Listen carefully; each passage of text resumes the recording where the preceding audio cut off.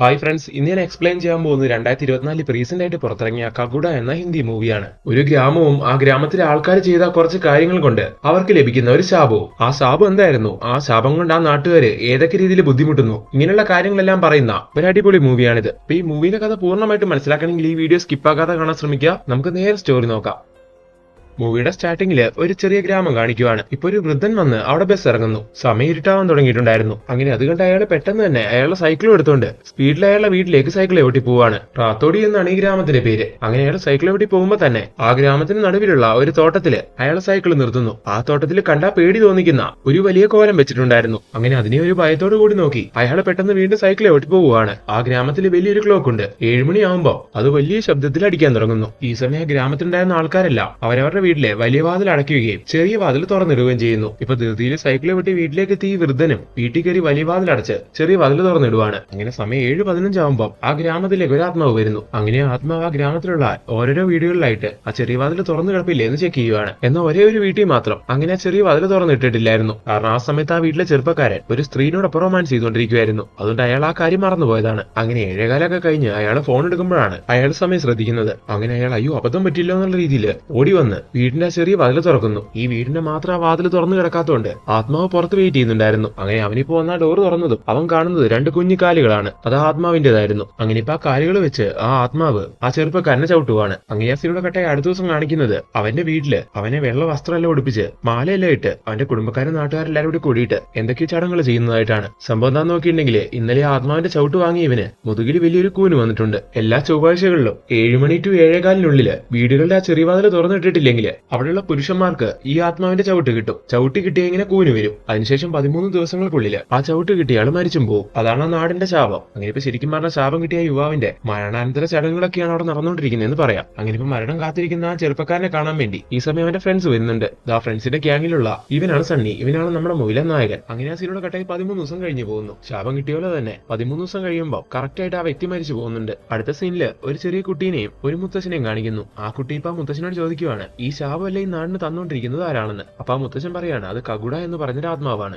നമ്മുടെ നാട്ടിലെ വലിയ തോട്ടമില്ലേ അതിന് നടുവിലുള്ള ആ കോലത്തിലാണ് അവൻ താമസിക്കുന്നത്. എല്ലാ ചൊവ്വാഴ്ചയും 7 മണിയാവുമ്പോൾ അവൻ ഗ്രാമത്തിലേക്ക് ഇറങ്ങും. ഗ്രാമത്തിലുള്ള ഏതെങ്കിലും വീട്ടില് അവിടുത്തെ ചെറിയ വാതിൽ തുറന്നിട്ടില്ലെങ്കിൽ അവിടെയുള്ള പുരുഷന്മാരെ ചവിട്ടി അവർക്ക് ആത്മാവ് ശാപം കൊടുക്കും. അങ്ങനെ 13 ദിവസത്തിനുള്ളിൽ അവർ മരിച്ചും പോകും. അതുപോലെ കഗുഡ എന്ന് പറയുന്ന ആത്മാവ് സ്ത്രീകളെ മാത്രം ഉപദ്രവിക്കാറില്ല. അങ്ങനെ ആ സീനിയുടെ കട്ടായി അടുത്ത സീനില് ഇന്ദിര എന്ന് പറയുന്ന നമ്മുടെ നായികനെ കാണിക്കുന്നു. അവളുടെ വീട്ടുകാർ അവൾക്ക് വേണ്ടി കല്യാണം ആലോചിക്കുന്നുണ്ടായിരുന്നു. അങ്ങനെ ഇപ്പൊ ഒരു പയ്യൻ അവളെ പെണ്ണ് കാണാൻ വരുന്നു. എന്ന നായിക സണ്ണി എന്ന് പറയുന്ന നമ്മുടെ നായകനുമായിട്ട് പ്രണയത്തിലായിരുന്നു. അങ്ങനെ ഇപ്പൊ ഈ ഒരു കാരണം കൊണ്ട് തന്നെ പെണ്ണ് കാണാൻ വന്ന ചെക്കന് മുമ്പിൽ ഞാൻ ഉടുത്തൊരുങ്ങി വന്ന് നിൽക്കില്ല എന്നും പറഞ്ഞ് അവളവളുടെ വീട്ടുകാരോട് വാശി പിടിക്കുന്നു. അങ്ങനെ ഇപ്പൊ പെണ്ണ് കാണാൻ വന്നവര് ആകെ ഇൻസൾട്ട് ആയി ഇറങ്ങി പോവുകയാണ്. നായിക സണ്ണിയായിട്ട് പ്രണയത്തിലാന്നുള്ള കാര്യങ്ങളെല്ലാം നായികന്റെ വീട്ടുകാർക്ക് അറിയാം. എന്നാൽ നായികന്റെ അച്ഛന് അവനുമായിട്ടുള്ള നായികന്റെ ബന്ധത്തിനോട് ഒട്ടും താല്പര്യമില്ല. അതിനൊരു കാരണമുണ്ട്. നായികന്റെ അച്ഛനായിട്ട് നിർബന്ധമുണ്ട് മകളെ കല്യാണം കഴിക്കാൻ പോകുന്ന ആള് ഇംഗ്ലീഷിൽ നല്ല നോളജ് ഉള്ള ആളായിരിക്കണമെന്ന്. എന്നാൽ നായകന് മര്യാദയ്ക്ക് ഇംഗ്ലീഷ് വായിക്കാൻ പോലും അറിയത്തില്ല. ഈ ഒരു കാരണം കൊണ്ടാണ് അവർ തമ്മിലുള്ള ബന്ധം അവൾ അച്ഛൻ നടത്തി കൊടുക്കാത്തത്. അങ്ങനെ അടുത്ത ദിവസം നായികയാണെങ്കിൽ നായകനെ പോയി മീറ്റ് ചെയ്യുന്നു. എന്നിട്ട് അച്ഛൻ ഇങ്ങനെ പ്രപ്പോസൽസ് നോക്കുന്ന കാര്യങ്ങളെല്ലാം ഷെയർ ചെയ്യുവാണ്. നീ ഇംഗ്ലീഷ് പഠിക്കാതെ അച്ഛൻ നമ്മൾ തമ്മിലുള്ള ബന്ധം നടത്തി തരുമെന്ന് എനിക്ക് തോന്നുന്നില്ല എന്ന് നായിക ഈ സമയത്ത് സണ്ണിനോട് പറയുന്നു. ഇനി ഞാനൊരു സാധാരണക്കാരനാ, ഒരു സാധാരണ ഗ്രാമത്തിൽ ജനിച്ചു വളർന്നവനാ, ഒരു ബേക്കറി ഷോപ്പാണ് ഞാൻ നടത്തിക്കൊണ്ടിരിക്കുന്നത്. അങ്ങനെയുള്ള എനിക്ക് ഇംഗ്ലീഷ് ഒന്നും സെറ്റ് ആവില്ല.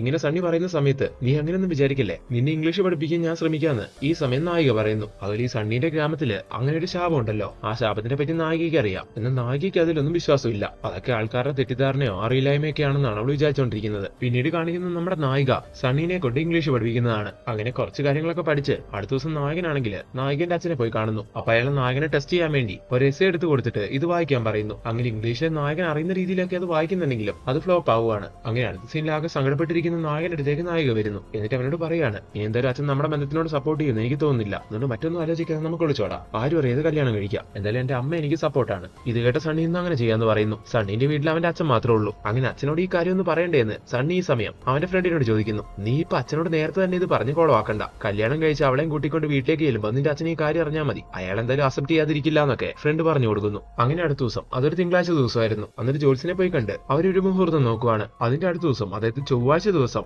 5 മണിക്ക് നല്ലൊരു മുഹൂർത്തം ഉണ്ടെന്ന് ഈ സമയം ജോത്സ്യം പറഞ്ഞു കൊടുക്കുന്നു. എന്നാൽ പിന്നെ ആ മുഹൂർത്തം തന്നെ ഫിക്സ് ചെയ്യാന്ന് നായികയും പറയുവാണ്. അപ്പൊ നായകൻ അതിന് ഓക്കെ പറയുന്നു. എന്നാൽ ഈ സമയം അവരുടെ കൂടെയുള്ള നായകന്റെ ഫ്രണ്ട് പറയുന്നുണ്ട് എടാ ചൊവ്വാഴ്ച 7 മണിക്ക് വാതിൽ തുറക്കണ്ടേ, കല്യാണത്തിന്റെ തിരക്കുകളിലാണെങ്കിൽ അതെങ്ങനെ പോസിബിൾ ആവും. ഇപ്പോഴാണ് നായകൻ അതിനെ പറ്റി ഓർത്തത്. അപ്പൊ നായകൻ നായകൻ പറയുന്നു, അയ്യോടി അങ്ങനെ ഒരു കാര്യമുണ്ട്, 5 മണിക്കാണല്ലോ മുഹൂർത്തം കിട്ടിയിരിക്കുന്നത്. സോ കല്യാണം കഴിഞ്ഞ് തിരിച്ച് വീട്ടിലേക്ക് എത്തുമ്പോഴേക്കും 7 മണിയൊക്കെ കഴിഞ്ഞു പോകും. എന്നിട്ട് നാളെ ഫിക്സ് ചെയ്ത കല്യാണം നമുക്ക് മറ്റൊരു ദിവസത്തേക്കാക്കാം. ഇത് കേട്ട നായിക അതിന് സമ്മതിക്കുന്നില്ല. ശരി, വാല് തുറക്കണം നിനക്ക് അത്ര നിർബന്ധമാണെങ്കിൽ ആ തുറന്നിട്ടിട്ട് പോന്നാ പോരെ. ഇങ്ങനെ നായിക ചോദിക്കുന്ന സമയത്ത് നായകൻ പറയാണ്, അങ്ങനെ തുറന്നിട്ടിട്ട് പോരാൻ പറ്റില്ല, അത് ദോഷമാണ്. അങ്ങനെ ചെയ്താലും ശാപം കിട്ടും. ആ വീട്ടിലുള്ള പുരുഷന്മാര് ആ ഒരു സമയത്ത് മാത്രമായിരിക്കണം ആ വാതിൽ തുറക്കേണ്ടത്. എന്താണെങ്കിലും വേണ്ടില്ല, ഫിക്സ് ചെയ്ത കല്യാണം മാറ്റാൻ പറ്റില്ല, നാളെ തന്നെ കല്യാണം നടക്കണമെന്ന് ഇന്ദ്ര ഈ സമയം ഉറപ്പിച്ച് പറയുന്നു. അങ്ങനെ വേറെ നിവൃത്തിയില്ലാതെ നായകനും അതിനൊക്കെ പറയുവാണ്. അങ്ങനെ അന്നായിട്ട് വീട്ടിലേക്ക് എത്തി നമ്മുടെ നായിക നാളെ ഒളിച്ചോടാനുള്ള പ്രിപ്പറേഷൻ എല്ലാം എടുത്തോണ്ടിരിക്കുകയാണ്. ഈ സമയം നായിക വീട്ടിൽ കൂട്ടിക്കിടക്കുന്ന ഒരു മുറി തുറക്കുന്നു. അതിനകത്ത് നിന്ന് ഈ സമയം ഒരു പെണ്ണ് പുറത്തേക്ക് ഇറങ്ങി വരുവാണ്. കണ്ട നായികനെ പോലെ തന്നെ തോന്നിക്കുന്ന ഒരു പെണ്ണ്. ഇതാരാണെന്നറിയോ? നായികന്റെ ഇരട്ട സഹോദരിയായിരുന്നു. ഗോമതി എന്നായിരുന്നു അവളുടെ പേര്.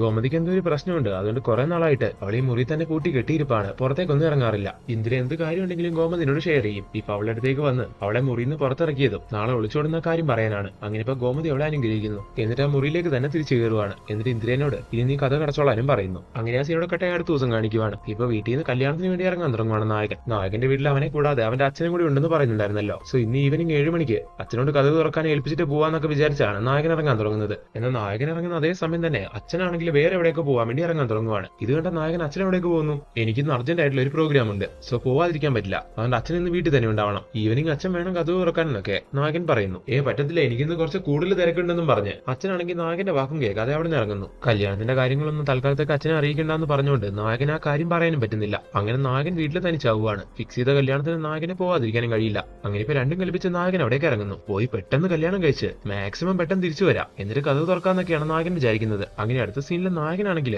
ആ സ്ഥലത്തേക്ക് റീച്ചായി കല്യാണം അതിന്റെ ചടങ്ങുകളെല്ലാം പെട്ടെന്ന് തീർക്കുന്നു. എന്നിട്ട് നായകനോട് നീ നാളെ രാവിലെ തന്നെ വീട്ടിലേക്ക് വന്നാൽ മതി, ഞാൻ പെട്ടെന്ന് പോയി കഥ തുറക്കാനുള്ള കാര്യങ്ങൾ ചെയ്യട്ടെ എന്നും പറഞ്ഞ് അവിടുന്ന് ബൈക്ക് എടുത്ത് പോരാൻ തുടങ്ങുന്നു. എന്നാൽ ഗതികേട്ടിന് ബൈക്ക് സ്റ്റാർട്ട് ആവുന്നില്ല. അങ്ങനെ വേറെ നിവൃത്തിയില്ലാതെ അവിടുന്ന് ഒരു സൈക്കിളും എടുത്ത് നായകൻ വീട്ടിലേക്ക് സൈക്കിൾ ചവിട്ടുവാണ്. സ്പീഡിൽ അങ്ങനെ ചവിട്ടി പോകുന്ന സമയത്ത് സൈക്കിളിന്റെ ചെയിൻ പൊട്ടുന്നു. അങ്ങനെ നായകൻ താഴെ വീഴുവാണ്. അങ്ങനെ അവന് ചെറിയ പരിക്കുകളെല്ലാം പറ്റുന്നുണ്ട്. എന്നാൽ അതൊന്നും കാര്യമാക്കാതെ വീട്ടിലേക്ക് അവൻ ഓടുന്നു. അപ്പോഴേക്ക് ഏകദേശം 7 മണി കഴിഞ്ഞിട്ടുണ്ടായിരുന്നു. എന്നാൽ 7:15 വരെ സമയമുണ്ട്, അതിനുള്ളിൽ തുറന്നാൽ മതി. അങ്ങനെ അവൻ ഓടിപ്പടച്ച് വീടിനകത്ത് കയറി ആ കതക് തുറക്കുമ്പോഴേക്കും 7:15 കഴിഞ്ഞിട്ടുണ്ടായിരുന്നു. അങ്ങനെ ഇപ്പൊ വാല് തുറക്കുന്ന നമ്മുടെ നായകൻ കാണുന്നത് ആ ആത്മാവിന്റെ 2 കാലുകളായിരുന്നു. അങ്ങനെയൊന്നും താമസിച്ച് കതക് തുറന്ന നായകന്റെ ഫ്രണ്ടിന്റെ അവസ്ഥ നായകനും ഉണ്ടാവുന്നു. അതായത് ആത്മാവ് നായകനെ ചവിട്ടുവാണ്. അങ്ങനെ നായകന് ശാപം കിട്ടി അവനും കൂനനായി മാറി. അടുത്ത ദിവസം കാണിക്കുന്നത് പിന്നീടുള്ള ചടങ്ങുകളാണ്. അതായത് അന്ന് നായകന്റെ ഫ്രണ്ടിനെ ഇരുത്തി ആ ആചാരങ്ങളെല്ലാം ചെയ്ത രീതിയിൽ ഇപ്പൊ നായകനെ ചെയ്തുകൊണ്ടിരിക്കുന്നു. അങ്ങനെയുള്ള സമയത്താണ് ഇന്നു മുതൽ നായകന്റെ വീട്ടിൽ താമസമാക്കാൻ വേണ്ടി നായകൻ പറഞ്ഞ പോലെ നായിക അവന്റെ വീട്ടിലേക്ക് വരുന്നത്. അപ്പൊ നായിക കാണുന്ന കാഴ്ച ഇതാണ്. അങ്ങനെ നായിക ഓടി ചെന്ന് നായകനെ കെട്ടിപ്പിടിക്കുന്നു. ഈ സമയത്താണ് അവിടെയുള്ള ആൾക്കാരെല്ലാം ഇവരെ കല്യാണം കഴിഞ്ഞ കാര്യങ്ങളെല്ലാം അറിയുന്നത്. ഈ സമയം ഈ കാര്യങ്ങളെല്ലാം അറിഞ്ഞ് സണ്ണിന്റെ അച്ഛൻ പറയുന്നുണ്ട്, എന്ന് ഇത് ഇന്നലെ തന്നെ നിനക്ക് തുറന്നു പറഞ്ഞുകൂടായിരുന്നോ? അങ്ങനെയാണെങ്കിൽ ഞാൻ എന്റെ പരിപാടികളെല്ലാം മാറ്റിവെച്ച് ഇവിടെ ഇരുന്ന വാതിൽ തുറക്കില്ലായിരുന്നു എന്ന്. എന്നാൽ കല്യാണത്തിന് ശേഷം അച്ഛൻ ഈ കാര്യം അറിഞ്ഞാൽ മതി എന്ന് ഫ്രണ്ട് പറഞ്ഞുകൊണ്ടാണ് നായകനത് പറയാതിരുന്നത്.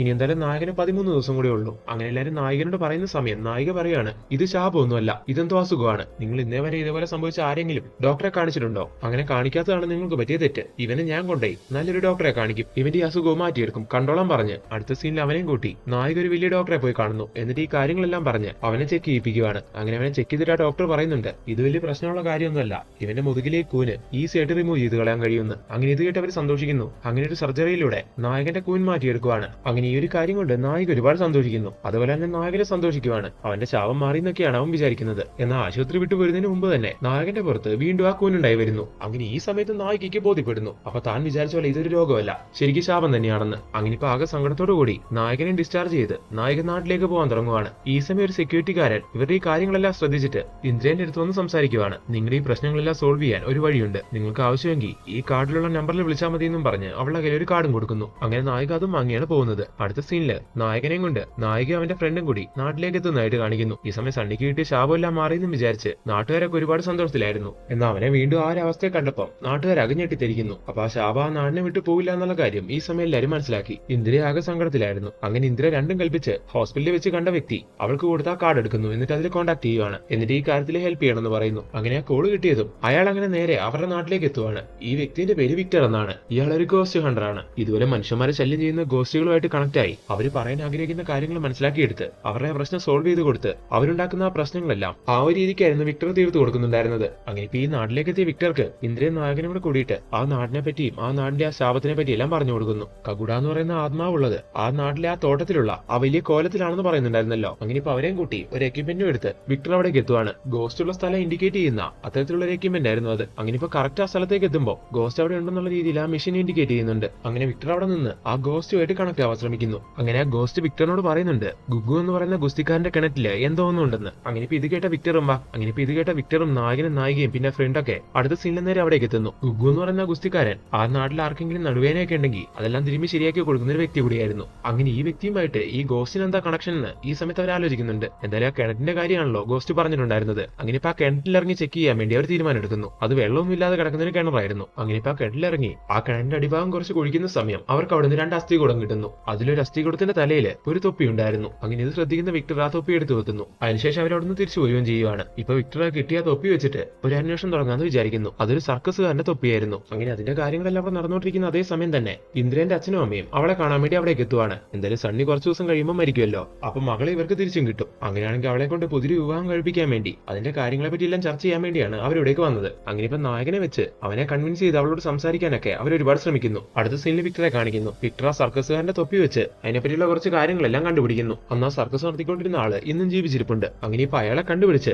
അവരയാളെ പോയി കാണുവാണ്. എന്നിട്ട് റാത്തോടി എന്ന് പറയുന്ന ഗ്രാമത്തിനെ പറ്റി നിങ്ങൾക്ക് എന്തെങ്കിലും അറിയാവോ, നിങ്ങൾക്ക് അവിടെ എന്തെങ്കിലും കണക്ഷൻ ഉണ്ടായിരുന്നോ എന്നൊക്കെ ചോദിക്കുന്നു. അപ്പൊ അയാൾ ഉണ്ടായിരുന്നു എന്നും പറഞ്ഞ് അത് പറയാൻ തുടങ്ങുന്നു. അയാൾ ഉൾപ്പെടെ 4 പേരായിരുന്നു ആ നാട്ടിലേക്ക് സർക്കസ് ചെയ്യാൻ വേണ്ടി പോയിട്ടുണ്ടായിരുന്നത്. അതിലൊരാൾ ഒരു കുള്ളനായിരുന്നു. ഗുല്ലക്ക് എന്നായിരുന്നു അയാളുടെ പേര്. ശരീരം കൊണ്ട് അവൻ ചെറുതാണെങ്കിലും അവന്റെ കയ്യിൽ എന്തോ മാജിക്കൽ പവർ ഉണ്ടായിരുന്നു. അവന്റെ വലതുകാൽ കൊണ്ട് വേദനയുള്ള ആരെങ്കിലും ശരീരത്തിൽ ചവിട്ടിയ അവരുടെ വേദന മാറിപ്പോവും. എത്ര ചികിത്സകൾ നടത്തിയിട്ടും മാറാത്ത നടുവേദന വരെ അവന്റെ ഒരൊറ്റ ചവിട്ട് കൊണ്ട് മാറിയിട്ടുണ്ട്. അതുകൊണ്ട് തന്നെ ഈ ഗ്രാമത്തിലേക്ക് എത്തിയതിനു ശേഷം അവൻ ഈ ഒരു കാര്യം കൊണ്ട് ഭയങ്കര പോപ്പുലറായി മാറുവാണ്. നാട്ടുകാർക്കെല്ലാം അവനോട് വലിയ ഇഷ്ടവും ബഹുമാനവും ഒക്കെ തോന്നാൻ തുടങ്ങുന്നു. എന്നാൽ ചൊവ്വാഴ്ചകളിൽ സൂര്യൻ അസ്തമിച്ചതിന് ശേഷം മാത്രമേ അവന്റെ ഈ പവേഴ്സ് വർക്ക് ആവത്തുള്ളായിരുന്നു. അങ്ങനെ അത്രയും മാജിക്കൽ പവർ ഉള്ള ഒരുത്തനെ ആ നാട്ടിലേക്ക് കിട്ടിയപ്പോൾ നാട്ടുകാർ അവനെ തലയിലേറ്റാൻ തുടങ്ങി. അവനെ ആ നാട്ടിൽ നിന്ന് വിടില്ല, അവനെ ആ നാടിന്റെ ഭാഗമാണെന്നൊക്കെ പറയാൻ തുടങ്ങി. അത്ര കാര്യമായിട്ട് അവനെ നോക്കാൻ തുടങ്ങി. അങ്ങനെ അവിടുത്തെ സർക്കസ് എല്ലാം കഴിഞ്ഞ് ഞങ്ങൾ തിരിച്ചു പോരുന്ന സമയത്ത് നാട്ടുകാർ വിടാത്തോണ്ട് അവൻ അവിടെ തന്നെ താമസമാക്കിയതാണ്. പിന്നീട് അവനെ പറ്റി ഒരു വിവരം ഞങ്ങൾ അറിഞ്ഞിട്ടില്ല. നിങ്ങൾക്ക് കിട്ടിയിരിക്കുന്ന തൊപ്പി അവന്റേതാണ്. ഇങ്ങനെ ആ സർക്കസ് മുതലാളി പറഞ്ഞു കൊടുക്കുന്നുണ്ട്. അങ്ങനെ ഇതെല്ലാം കേൾക്കുന്ന വിക്ടറും നായികയും കൂടി അങ്ങനെയാണെങ്കിൽ ഗുല്ലക്ക് എന്ന് പറയുന്ന വ്യക്തിക്ക് പിന്നീട് എന്ത് സംഭവിച്ചു എന്നൊക്കെ ശരിക്കും ഒന്ന് അന്വേഷിക്കണമെന്ന് വിചാരിക്കുന്നു. തീർച്ചയായിട്ടും ഗുല്ലക്കുണ്ടായിരുന്ന ആ സമയത്ത് ജീവിച്ചിരുന്ന ആരെങ്കിലും ഇപ്പൊ ഈ ഗ്രാമത്തിലുണ്ടെങ്കിൽ അവരോട് ചോദിച്ചാൽ മതിയല്ലോ എന്നൊക്കെ അവർ പ്ലാൻ ചെയ്യുകയും ചെയ്യുന്നു. അങ്ങനെ പിന്നീട് അവർ അതിനു വേണ്ടിയുള്ള ശ്രമങ്ങൾ തുടങ്ങുവാണ്. അങ്ങനെയിരിക്കുന്ന ആ സമയത്ത് നമ്മുടെ നായിക കണ്ടുപിടിക്കുന്ന ഈ കാര്യങ്ങളെല്ലാം അവളെ ഇരട്ട സഹോദരിയായ ഗോമതിനോട് പറയാറുണ്ടായിരുന്നു. നായികന്റെ സഹോദരിനെ എപ്പോഴും ഒരു ആ മുറിയിൽ പൂട്ടിയിടുമായിരുന്നല്ലോ. ഒരു ദിവസം വിക്ടർ ഇത് ശ്രദ്ധിക്കുവാണ്. അങ്ങനെ അതിന് കാരണം എന്താണെന്ന് അവൻ ചോദിക്കുന്ന സമയത്ത് നായിക പറയാൻ തുടങ്ങുന്നു. ഗോമതിക്ക് ഉറക്കത്തിൽ എഴുന്നേറ്റ് നടക്കുന്ന ഒരു അസുഖം ഉണ്ടായിരുന്നു. ചില ദിവസങ്ങളിൽ അവൾ വീടിന്റെ വാതിൽ തുറന്ന് നഗരത്തിലൂടെ ഇറങ്ങി നടക്കും. ഇത് ശ്രദ്ധിക്കപ്പെട്ട നാട്ടുകാർ അവൾക്ക് ഭ്രാന്താണെന്ന് വരെ പറഞ്ഞു തുടങ്ങി. അതുകൊണ്ട് തന്നെ അവൾക്ക് വന്നിരുന്ന കല്യാണാലോചനകളെല്ലാം മുടങ്ങിപ്പോയി. അങ്ങനെ നാട്ടുകാർ ഈ ടോർച്ചറിംഗ് എല്ലാം സഹിക്കാനാവാതെ വന്നപ്പോൾ അവൾ തന്നെ തീരുമാനം എടുത്തതാണ് ഇനി ഈ മുറിക്കകത്ത് നിന്ന് പുറത്തിറങ്ങുന്നില്ല എന്ന്. അവള് പോലും അറിയാതെയാണല്ലോ അവൾ ആ കാര്യം ചെയ്യുന്നത്. അതുകൊണ്ട് തന്നെ വാതിൽ ഞങ്ങളെ കൊണ്ട് അവളെ പുറത്തുനിന്ന് നടപ്പിക്കുകയും ചെയ്യും. അതുപോലെ വിക്ടറിനോട് നായിക മറ്റൊരു കാര്യം കൂടി പറയുന്നു. ഗുല്ലക്കിനെ പറ്റി കണ്ടുപിടിച്ച കാര്യങ്ങളെല്ലാം ഗോമതിയോട് പറഞ്ഞപ്പോൾ അവൾ എന്തൊക്കെയോ മാറ്റങ്ങൾ കണ്ടുവെന്ന്. ഇത് കേട്ട വിക്ടറിന് എന്തോ ഡൗട്ട് അടിക്കുന്നു. അങ്ങനെ വിക്ടർ നായികനോട് പറയുവാണ്, ശരി അങ്ങനെയാണെങ്കിൽ ഒരു കാര്യം ചെയ്യാം, ഇന്ന് നൈറ്റ് നീ അവളെ മുറി തുറന്നിടണം, അവൾ പുറത്തേക്ക് പോകണം. അങ്ങനെ പുറത്തു പോയാൽ അവളെ ഫോളോ ചെയ്ത് നമുക്ക് അവളെ പുറകെ പോവാം, അവൾ എവിടേക്കാ പോകുന്നതെന്ന് നമുക്ക് നോക്കാമെന്ന്. അങ്ങനെ അന്ന് നൈറ്റ് അവർ പ്ലാൻ ചെയ്താലും മുറി തുറന്നിടുന്നു. അപ്പൊ ഗോമതി ഇറങ്ങി പുറത്തേക്ക് പോകുന്നു. അപ്പൊ ഗോമതിനെ ഫോളോ ചെയ്ത് അവർ പോവുകയും ചെയ്യുവാണ്. അങ്ങനെ ഗോമതി ഉറക്കത്തിൽ എഴുന്നേറ്റ് നടന്ന് എവിടേക്കാ പോയെന്ന് അറിയാവോ? ആ നാട്ടിലുള്ള ആ വലിയ തോട്ടത്തിലേക്കായിരുന്നു. അതിന് നടുവിലുള്ള ആ കോലത്തിന്റെ അടുത്തേക്കായിരുന്നു. അങ്ങനെ ഗോമതി അവിടേക്ക് എത്തിയതും ആ കോലത്തിനകത്തുണ്ടായിരുന്ന ആത്മാവ് ഗോമതിന്റെ ശരീരത്തേക്ക് കയറുവാണ്. ഈ സമയം ഇതെല്ലാം കണ്ട് ആകെ ഷോക്കാവുന്ന നമ്മുടെ നായികയും വിക്ടറൊക്കെ എന്താ ചെയ്യേണ്ടതെന്ന് അറിയാതെ ആകെ സ്റ്റക്കായി നിൽക്കുവാണ്. ഈ സമയം അവരവിടേക്ക് വന്നു തറഞ്ഞിട്ട് ആ ആത്മാവ് ഇവരെ ആക്രമിക്കാൻ വേണ്ടി വരുന്നു. ഈ സമയം അത് ആക്രമിക്കാതിരിക്കാൻ വേണ്ടി കയ്യിലുണ്ടായിരുന്ന ഒരു തീപ്പന്തം അവരാ കോലത്തിലേക്ക് എറിയുന്നു. അങ്ങനെ ആ കോലം കത്തി നശിക്കുന്ന സമയത്ത് നായിക ചോദിക്കുവാണ്, നീ എന്തിനു വേണ്ടിയാണ് ഈ കണ്ട പ്രശ്നങ്ങളൊക്കെ ഇവിടെ ഉണ്ടാക്കിക്കൊണ്ടിരിക്കുന്നതെന്ന്. ഈ സമയത്ത് ആത്മാവ് കാര്യങ്ങളെല്ലാം പറയാൻ തുടങ്ങുന്നു. ഇവിടെ സർക്കസ് കളിക്കാൻ എത്തിയ മാജിക്കൽ പവർ കൊണ്ട് ഈ നാട്ടിലെ ഒരാളായി മാറിയ ആ സർക്കസുകാരന്റെ ആത്മാവായിരുന്നു ഇത്. ഇയാളുടെ യജമാനനൊക്കെ ഇവിടുത്തെ സർക്കസ് നിർത്തി പോയിട്ടുണ്ടായിരുന്നെങ്കിലും ഇവിടുത്തെ നാട്ടുകാർ വിടാത്തോണ്ട് ഈ വ്യക്തി ഇവിടെ തന്നെ താമസമാക്കിയായിരുന്നല്ലോ. എല്ലാവരുടെയും സ്നേഹവും ബഹുമാനവും എല്ലാം ഏറ്റുവാങ്ങി നല്ല രീതിയിലുള്ള ലൈഫായിരുന്നു ഇയാൾ ഇവിടെ ജീവിച്ചുകൊണ്ടിരുന്നത്. എന്നാൽ നാട്ടിലെ ഗൂഗു എന്ന് പറഞ്ഞ ഗുസ്തിക്കാരന് മാത്രം ഇയാളെ ഒട്ടും ഇഷ്ടമല്ലായിരുന്നു. കാരണം ഇയാൾ വരുന്നതിന് മുമ്പ് അവിടെയുള്ള ആൾക്കാർക്ക് എന്തെങ്കിലും വേദനയൊക്കെ വന്നിട്ടുണ്ടെങ്കിൽ തടവി ശരിയാക്കി കൊടുത്തോണ്ടിരുന്നത് അയാളായിരുന്നല്ലോ. സോ ഈ സർക്കസുകാരൻ ഇവിടേക്ക് വന്ന് അയാളുടെ മാജിക്കൽ പവേഴ്സ് യൂസ് ചെയ്ത് അത്തരത്തിലുള്ള വേദനകളെല്ലാം മാറ്റി കൊടുക്കാൻ തുടങ്ങിയതോടെ ഗൂഗു എന്ന് പറഞ്ഞ ഗുസ്തിക്കാരന്റെ മാർക്കറ്റ് ഇടിഞ്ഞു. അങ്ങനെ അയാളാരും തിരിഞ്ഞു നോക്കാതായതോടെ